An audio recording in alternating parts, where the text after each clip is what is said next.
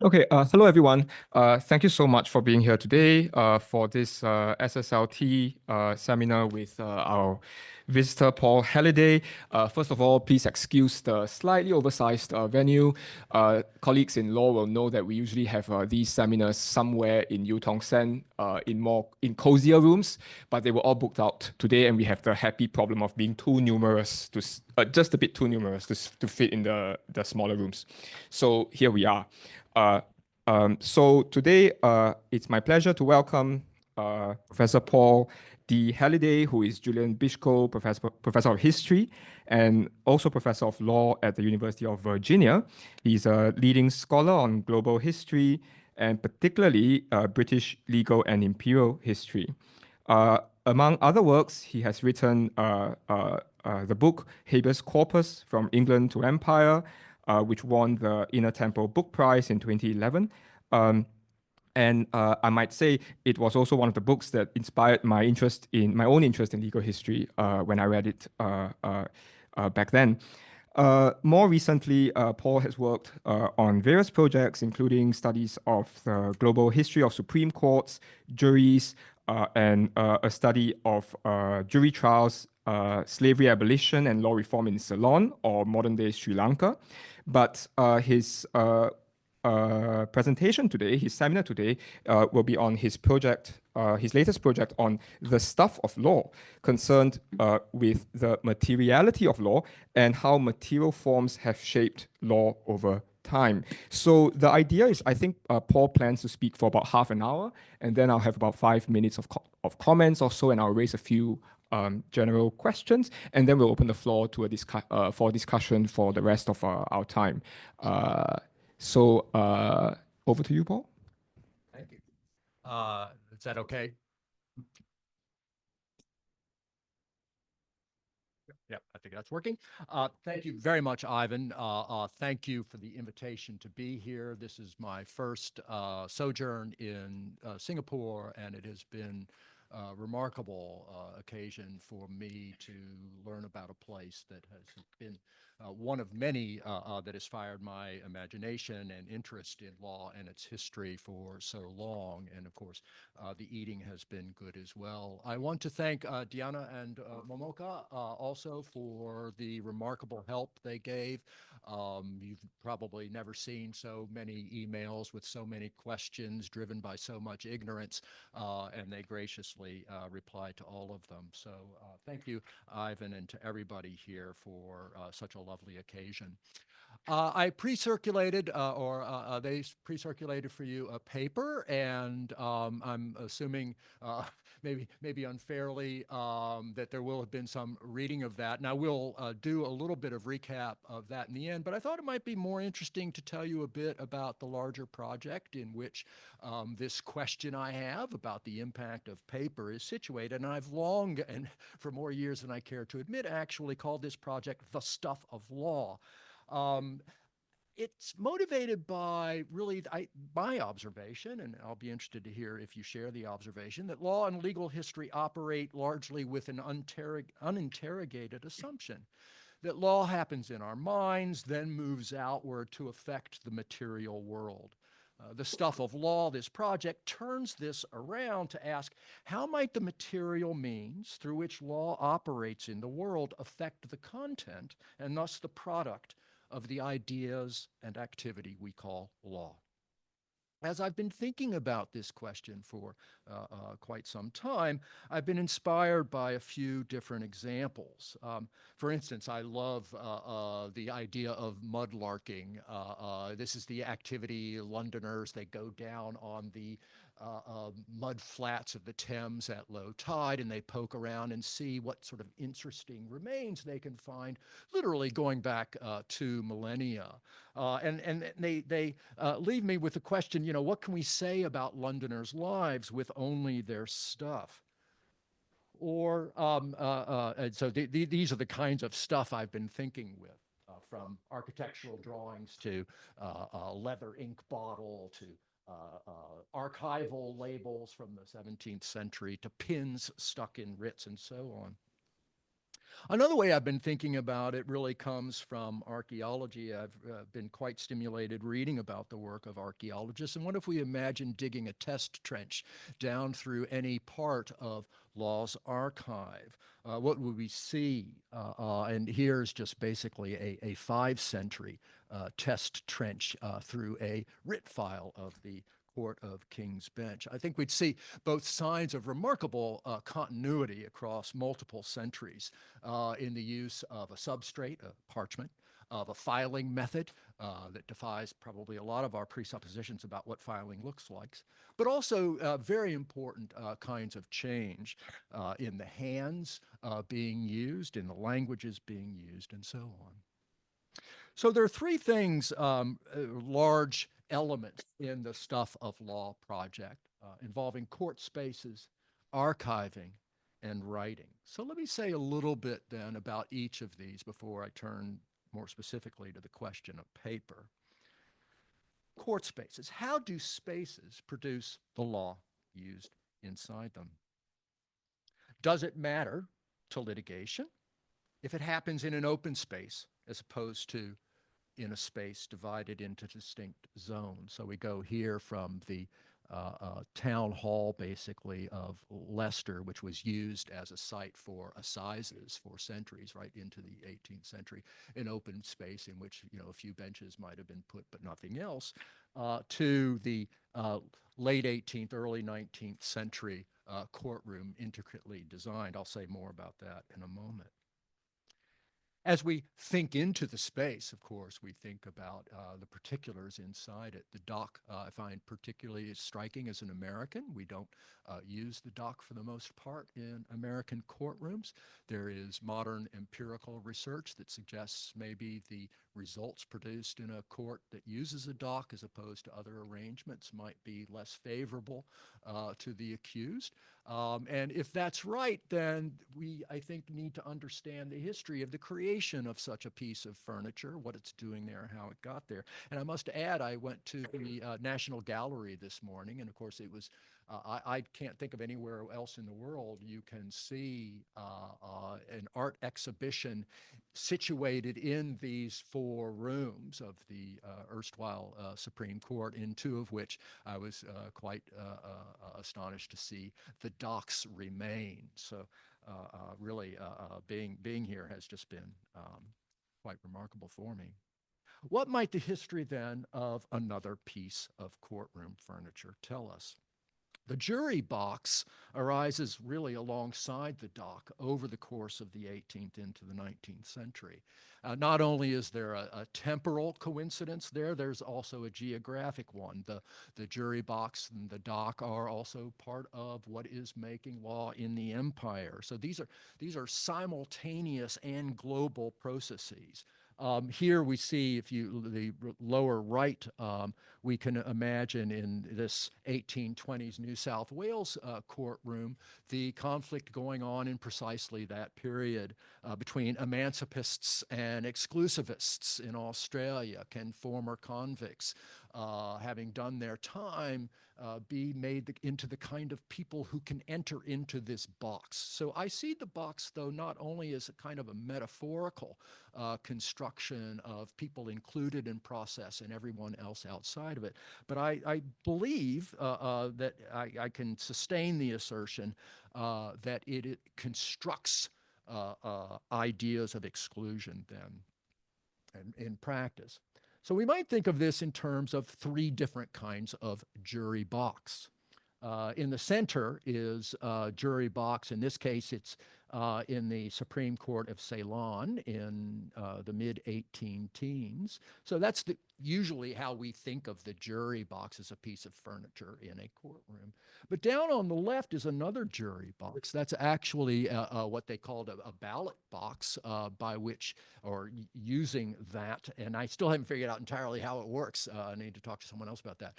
But It is used then for selecting randomly the people who are prospective jurors, selecting the jurors out of those who might be prospective jurors. So the business of excluding, of including, is both a structural conceit with the furniture, also of the selecting of people. And then, of course, where I really want to go here is into the third jury box, the law of evidence itself. So we can think then of the jury box as a thing for including people. We can think of it as a piece of cabinetry in which 12 people will be put, or in this case, in Ceylon, 13, which was a meaningful number in the practice used there. Or third, we can think of the jury box as a law of evidence, a box for excluding information or claims from the jury box. John Langbein, some of you might know his book on the adversarial criminal trial, who tells us about the development of the law of criminal evidence in the 18th century, along with what he calls the lawyerization of the criminal trial. And I think these processes of lawyerization, of the development of new doctrines around evidence and the furniture are all related to one another.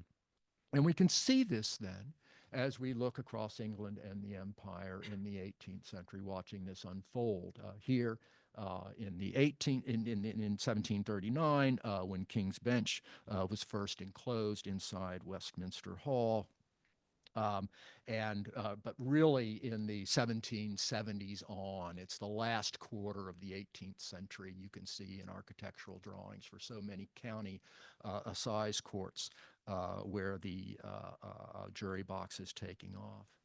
If we look at this section drawing, and I have to admit one of the reasons I've worked on this project is I love playing with architectural drawings, and I figure if you're a legal historian who gets to do that, you've got a pretty good job. This is a section drawn through the Old Bailey, and so we see not only in plan view, of course, we're just thinking about flat space with divisions in it, but of course, when we look into the sloping going on here, we are reminded that the theater of law isn't just a metaphor. Indeed, it's a conceit that contemporaries use constantly in the late 18th century. Geoffrey Gilbert, in this same period then, followed by others, is giving us the law of evidence, giving it a new formal cogency when his treatise was posthumously published in 1754. Others soon appeared across the Atlantic, those other two there. These treatises, of course, were made by lawyers out of words. I'm going to climb out onto a causal limb and suggest that boxes made of wood by carpenters abetted the building of these conceptual and procedural boxes. So we can extend this process across the empire. Here we see the larger image that I showed you before in close-up, James Stefanoff's painting, then turned into prints of Ceylon's Supreme Court. In 1811, that court received a new charter that established jury trials that for the first time were going to be conducted by what were proclaimed in that moment the first native jurors in the empire. The jury box always represented the question of who might enter the box. The significance of this question was especially important in Sri Lanka, where people from all the island's different groups would sit in juries. And thus, this list of them, you can't probably make it out, but by location, and then carefully subdivided across this census into different groups of the population, from British Europeans, burghers, and Valalas on the left, and here to Moors of four classes on the right. The population then was sliced and diced into small bits, all the better for boxing. So that's my take on the jury box, and I hope gives you some sense of what I'm thinking about courtroom spaces. Let me move on then to archiving, which is a place where the spatial and practices and materials of writing really converge in my thinking. And I love this image. I stumbled on this in the National Archives at Kew last summer, and it's just fabulous. It's basically a section through the chapter house in Westminster, and it's all these rolls, and you can see them neatly arranged on shelves. Um, so we're reminded then by this image that archiving happens in a place. It is a physical place where ideas occupy space. And when needed, those ideas may be found again within that space. So, who works in those spaces and what did they do? The faces on late medieval through 15th, early 16th century court rolls, I admit, just kill me. I mean, they're just so fabulous. And a question I cannot answer, and I'm dying to figure out. If anyone's got suggestions, I want to hear them. Why do these faces start to disappear from court rolls in the 16th and 17th century? What does this tell us about changing conceptions of community among the clerks, their relationship to others? It's hard not to look at these faces, particularly on some certain rolls I could show you later, that almost look like they're a group portrait of the guys in the office when the roll was put together. I've long been a textualist, like most historians of law. Too often, and if you've done much archive work, you're plowing through the material. Too often, I forget about people with faces and hands as I plow through the miles of text they left behind. I get on with what historians always call my archive work, rarely looking up as I plow on. Then I am startled awake. The faces and hands insist that we ask about the people doing the work, about how and why texts exist, and take the forms they do. If we're going to write the history of law, we have to start in the most elemental place with what do you write? On what do you write?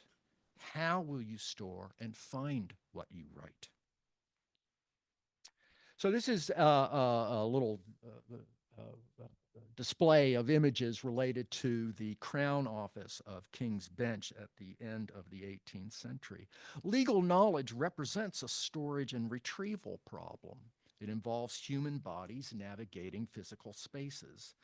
Places like this, where the work was done, can literally be located. In this case, the building still survives, and I can identify the room. I have yet to contact the chambers to ask permission to visit it, but I hope to do that at some point. We can reconstruct lives lived in these spaces, and I think they reveal what the historian of science, Stephen Shapin, wonderfully called the epistemic role of support personnel. Legal knowledge then is produced in a community where we are reminded as we look into these spaces. Contrary to the usual emphasis I think the legal historian typically places in doing the work on the Olympian voice of the judge. If that's right, then indexing becomes more than just listing where ideas might be in a book. It's about putting ideas into spaces. And I don't have time really to go through the trail of 3 different kinds of index here, but it goes back to an original order that then shows up in a chronologically ordered gathering of important orders and then a rearrangement of those under indexical headings. So we're watching the clerical practice construct both the categories and the items that will be put into the categories and then placed into spaces that they will control to construct and use law's archive.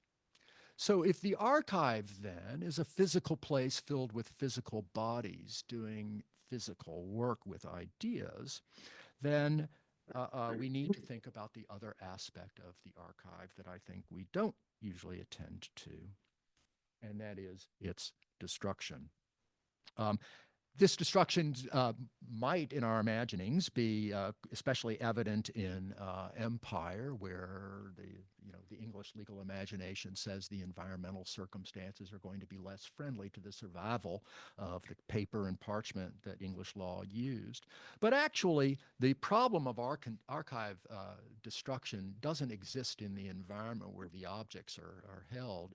It inheres in the objects themselves, the materials out of which they are made, and the susceptibility of those materials, actually, in the case of the left there, to be damaged by the ink that was used to write on them. You make the ink wrong and you destroy the document.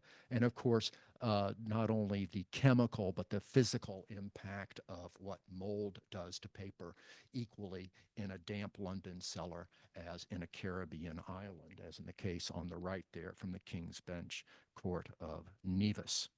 So you don't need to travel to encounter serious environmental problems for laws archived. Now, believe it or not, this rat is an archived object.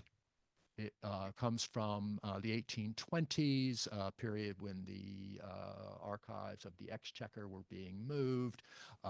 Lots of rats were found, also dead cats who'd been put there to try to police the rats. But to me, this rat is more than just a kind of poetical reminder of the problem of archive destruction. It's really about the anxiety of the archive keeper about the stability of the archive, that the rat itself should be archived just like the objects on which writing occurs, which we think of as being the main thing in the archive. So the process of destruction is part of the process of creation. Let's see here. But the key instrument of destruction is ourselves. Conscious decisions about archive destruction really begin in the 1830s. They peak in the 1960s in the work of a committee led by Lord Denning that literally destroys shelf miles. It's remarkable the units of measurement showing up in the papers of the Denning Commission. Shelf mile, ton, bag. And of course, the irony of the work of this commission is their papers survive. So the human actor in destruction is one I think we need to account for. So let me turn to the topic of the day more directly. What did paper do to law? More of everything, I would suggest. More attention to pleading, more evidence brought to court in writing, more attention to procedure, more ways into law's record in the form of indexing, and also the creation of the very problem that can only be solved by archival destruction. Archival bloat, in many ways, is paper's greatest legacy. So what kind of material is paper? The French unicorn in this 15th century paper and the pine cone, the Italian pine cone, reminds us that it's, until the late 17th century, it's an import in England. It's a recycled product. It's a little bit dubious, I think, in the eyes of some for both of these qualities. And of course, it's a fascinating contrast to parchment. You may not be able to make it out very well there, but these, on the left, you see there's a spine, a ghost of a spine running down the middle of the membrane on the right. And you see this all over rolls. Those are marks from flaying the sheep. And again, I blame myself in my own archive work, typically forgetting this kind of thing until you realize that's what this is, that these are the marks of human hands processing animals to turn them into a substrate. And parchment has particular kinds of qualities. It rolls very nicely. It doesn't crush easily. It has good lateral strength, so it takes holes pretty well. So you can use a filing method that relies on running thongs or cords through things. So there are really good things to like about parchment and its physical attributes, which is one reason why a contrast with so-called paper quartz, I think, arises beginning in the 16th century. Paper works far better in the form that we know as the codex, what you and I usually called the book. And so the move to paper, beginning especially in the late 15th century, I think also brings with it a change in format from the roll to the book. And if you've ever messed around with rolls, you'll know there's some real limitations physically in navigating your way through a roll that a book doesn't bring. But the crucial thing about this business of calling these paper courts is the growing ideological and ultimately jurisdictional conflict between common law and so-called bill courts and courts of equity. Again, I want to suggest that the substrate, the physical matter of paper as opposed to parchment, doesn't just stand for, but helps to drive what ultimately is going to be one of the defining kinds of conflict to produce law as we understand it in later centuries. So paper courts, the term comes to be a mark of scorn. And it's really only in the late 16th, early 17th century that a court of record, part of the definition of what constitutes a court of record, is actually its substrate. A court of record is one that keeps its record on parchment. Nonetheless, for all the scorn the common law and its parchment showed to paper courts, it slowly adopted paper. Disdain for paper and for courts associated with it probably explains why we find so little comment as common law adopted non-common law process and pursued other innovations using paper, such as paper pleadings. I've written about this in the paper you've seen, so I'll be brief, but we're looking then at paper pleas on the left, and I've connected those to the practice of stab-stitched playbooks. So I think there might be something interesting going on in the physical practices in the use of the temporary paper used by actors in the late 16th, early 17th century, and the equally temporary life of paper pleadings, which explains why we really have none from the common law courts, and the only examples we can get is from the Palatinate of Lancaster. We might also look to affidavits. I've always loved this affidavit going back to my work on habeas corpus just because of the sad letter on paper that enclosed it, which was the justification for granting the writ on behalf of a woman being held in a hayloft by her husband. She secreted the letter out of the hayloft somehow to family and friends who solicited the writ using this affidavit on paper. But as I discussed in the paper, and it's hard to write a paper for you and talk about paper, so this gets a little complicated, but in the paper I pre-circulated for today, you will have seen my discussion there about how affidavits over the course of the 16th into the 17th century come to be used at common law, again silently, and I think being adopted out of equity practice, adducing evidence to move process along for the issuance of writs as here, for the grant of process in forma pauperis, to demonstrate service of process, etc. Affidavits, of course, are suspected common law. It's a method of the paper courts. Nonetheless, the common law courts in the 17th century are not only making rules for their use, but by the early 18th century, they're storing and indexing them. Nothing showed so well common law's accommodation of a paper court practice than this choice to hang on to all this paper and to produce ways to search through it later. They created not only a new kind of procedural tool, but an archive for holding and finding it again. In doing so, they contributed to a slowly growing problem of paper bloat, which printed forms only made worse. Here, it's printed forms in declaration and in injectment, but these forms are proliferating across the 17th and 18th century. There are contrary views of forms, in this case about what justices of the peace might do with printed blanks. It's pretty clear that printers are actually driving the adoption of these forms, and they're doing so all across the empire. Indentures, court process from Virginia to the Caribbean to the Indian Ocean in multiple languages. The way print then is applied literally to produce formula, I think, is another one of the elements that drives paper use. Finally, to make a long story short, parchment slowly begins to disappear, never by command, but typically by allowance, by court orders, and especially statutes that permit the use of paper. And in the wake of such permission, institutions tend to adopt paper instead of parchment.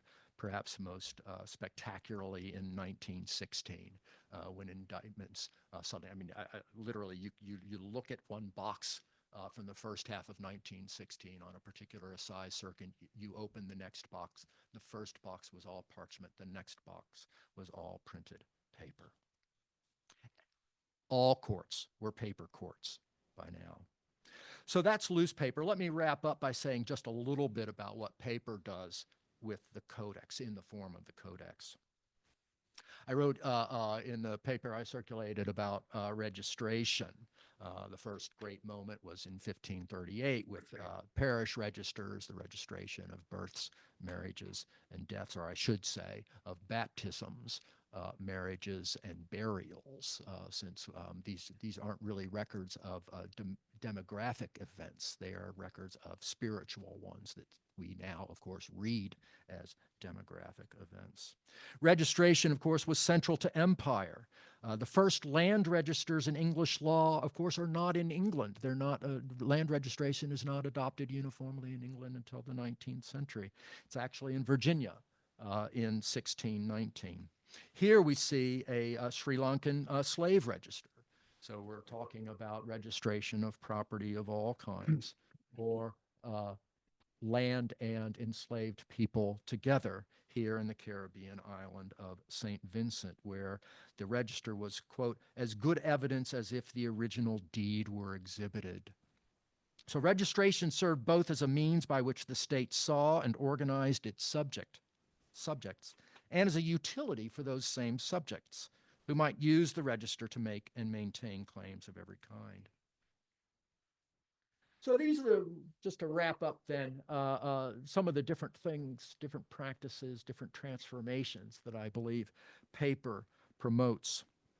And of course, I haven't even said anything about the impact of print. But the thing, as someone who comes out of, I used to call myself an early modernist, and as an early modernist, I'm still committed to the idea that if we don't understand the enduring force of manuscript in relation to print, we will not understand the world we are trying to understand. Technologies don't simply replace one another. They interact, as I think this example and so many others you might find from the 16th century or 17th demonstrate.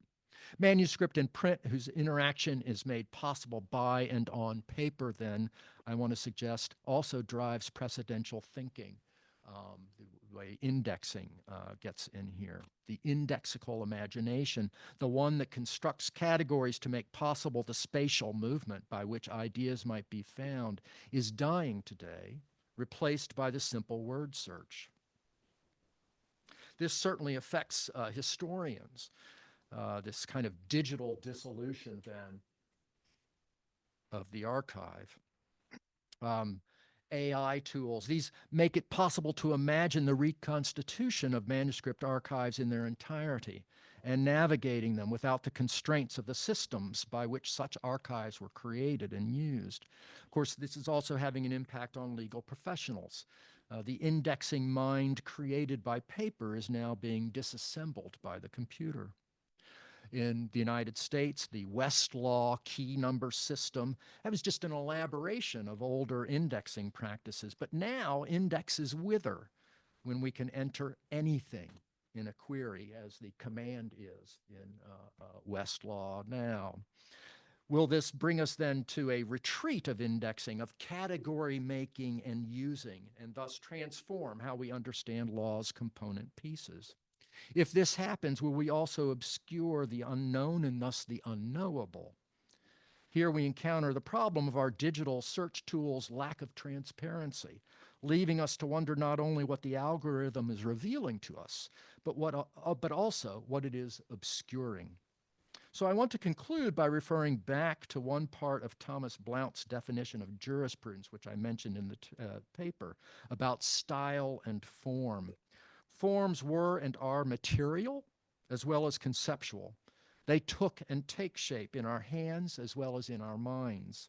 Hands holding paper, writing upon paper, annotating, folding, storing, and finding paper continued to make law anew. Those hands handled a material dubious in the eyes of some, recycled, soiled, too delicate for serious work. Common lawyers scorned paper, which perhaps explains why their growing use of it happened without comment. But even they learned of paper's charms, cheapness among them. This quality permitted using paper in quantities so great that it produced qualitative change in any number of legal practices. The need to consider the impact of a substrate like paper is all the more urgent now. Questions about what a technology for storing knowledge, rolls, books, bits and bytes, does or doesn't do, what it obscures or reveals, have become more pressing with the rapid changes unleashed by AI. The more we consider these extra-textual circumstances, the more we might correct some of law's largely silent presumption that it operates a bit above and a bit outside such physical realities. Thomas Blount was right. Forms matter, perhaps especially those material forms we typically pass right over as we rush to the textual. I hope we will pause occasionally to look beneath our texts to attend to a few extra-textual considerations. Thank you.